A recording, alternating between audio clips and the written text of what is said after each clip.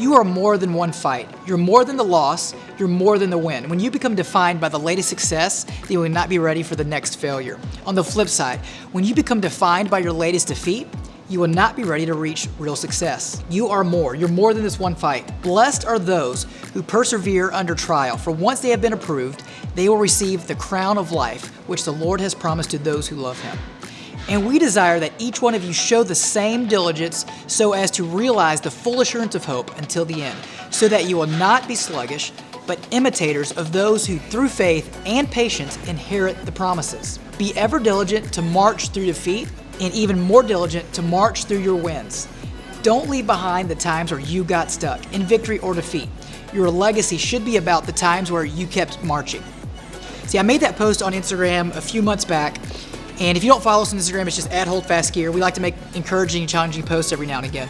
So this was about that fight that's in you. I hate to see people get stuck in a moment. I hate to see people get stuck in a win where something really great in life happens and then everything revolves around that and they never progress, they never move on. And the same thing happens when people see defeat. Sometimes when you hit that first really big loss in life or something really hard happens, you get stuck there. It's like getting stuck in the mud and you don't progress through it. But I think that's where our legacy is made, is in the times where we keep pushing, keep moving forward.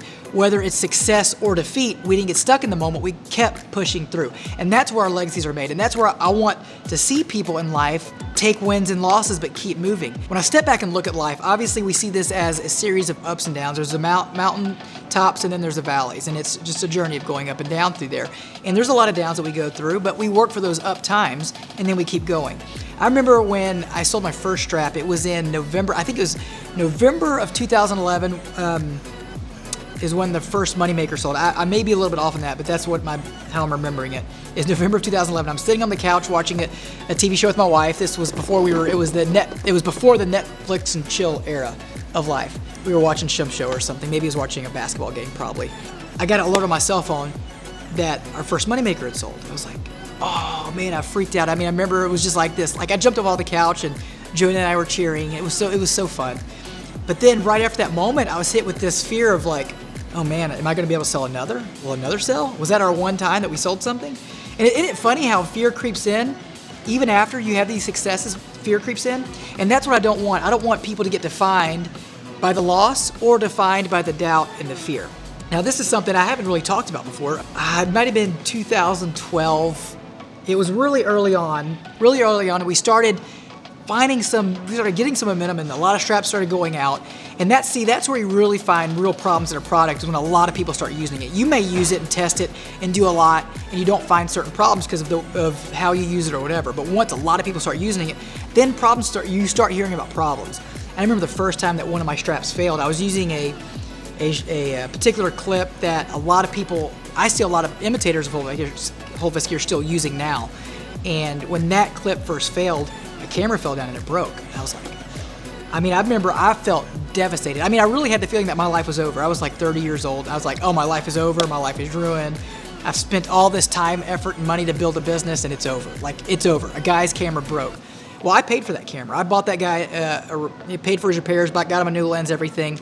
But what I did is I went to the drawing board and I thought, okay, if this clip that I'm using failed, what can I use that won't fail? How can I improve this? How can I change this? And that led me on a journey of finding this shackle. I spent 2 years sketching, designing, 3D printing, going back to the drawing board, resketching and printing to get to this shackle. So I designed this complete shackle. It's a modified version of a sailboat shackle that I found and used and then modified it to our needs for carrying cameras. What happened was that the feet where the camera fell led to a victory.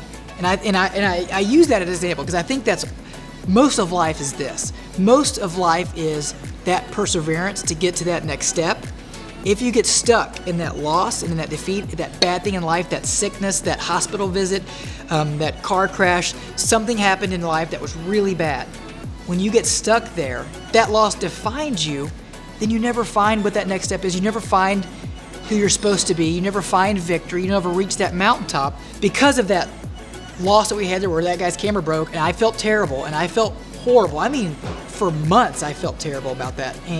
But I used that to get us to a better product.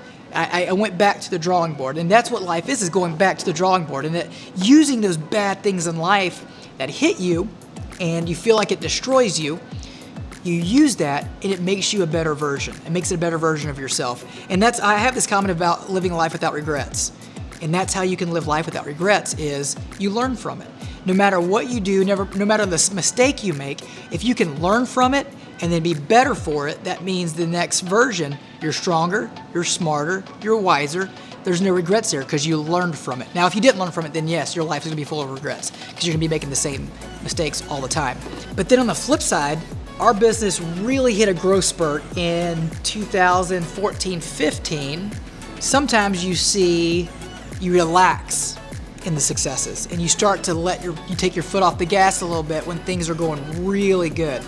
And that's a really dangerous place to be. Just as dangerous is getting stuck in the loss, is getting stuck in the win. I've seen businesses and I've known people where an idea hit, it did really well, and sales just exploded. And then they're like, oh, this is great. And even I had that feeling too for a while back. In 2016, I had to really work to get out of this. Wow, we're doing really good. Sales are good. Business is good. I can relax a little bit. But here's what happens. You're doing something that got you to that point of success. Okay, you're working hard and there's something that you're doing that's working. And then when you take your foot off the brake a little bit and you relax a little bit, now you're not doing that thing. Now you're headed towards certain defeat. Period. That's how it works.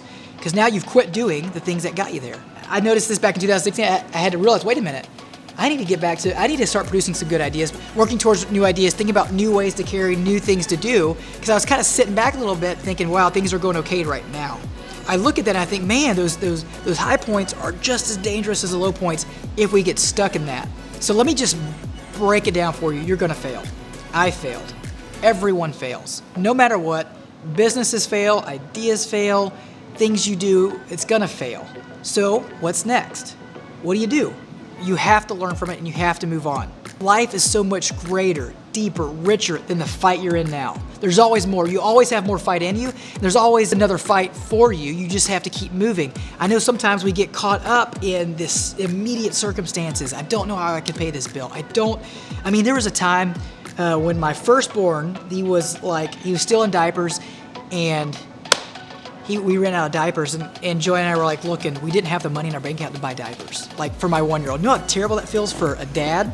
Like, that was my first son, and that's always, when you have a child, the first child's always the most important thing. You think you have to be so careful, and you're so worried about everything as a new parent. I remember Joanne and I being so worried about everything. But I do remember there was a time before he was a year old, he ran out of diapers, and I couldn't go to the store to get new diapers because I had no money. I remember sitting in the kitchen of the old house that we had, just sitting there in utter despair and desperation and anger, and just like, I work all the time and I can't go get new diapers. Like, what else can I do in life? And it felt terrible. But the thing is, life keeps moving on if you do. If you keep pushing on, things get better. You'll have some downs, but you'll have a lot more ups.